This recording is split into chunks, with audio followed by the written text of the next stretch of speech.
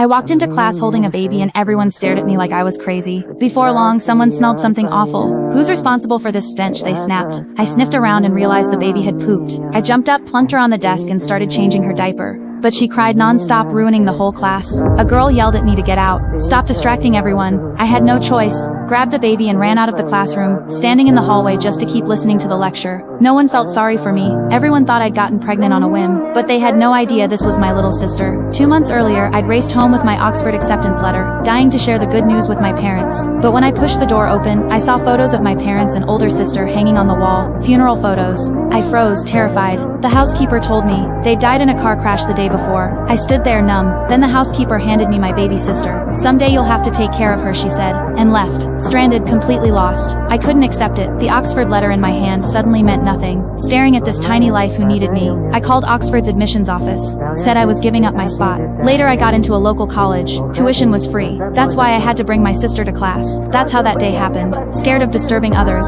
I always stood outside the door during lectures, to buy formula. I worked part-time after class. 4 years flew by. I raised my sister and finished college at the same time. One day my professor said, a local company was offering jobs to students from low-income families. Told me to apply. I rushed to the interview. But after checking my info, the receptionist said, "The system says your parents are still alive. You don't qualify." I froze. Couldn't believe my parents had lied to me. As I turned to leave, I accidentally bumped into the company's CEO. He stared at me for a long time. "You look exactly like my late wife," he said. Before I could react, he pulled a strand of my hair and asked the receptionist about my story. After hearing everything, he was even more sure of his hunch. He pulled a strand of his own hair, told his assistant to run a DNA test. He thought I was his daughter, lost 20 years ago. Meanwhile, I had no idea. Following the address the receptionist gave me, I found my family's house. But outside the door I overheard a shocking secret. I wasn't their biological daughter at all. They'd faked their deaths to torture me, so their real daughter could take my place at Oxford. I couldn't hold it in anymore. Burst in and exposed their plot. They dropped the act. I didn't argue,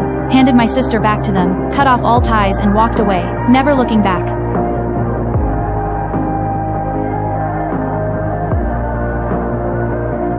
The next day, I went back to the company for another interview, this time for an intern position. Just as I was finishing the onboarding paperwork, that scheming sister of mine showed up. She was here for the same intern job.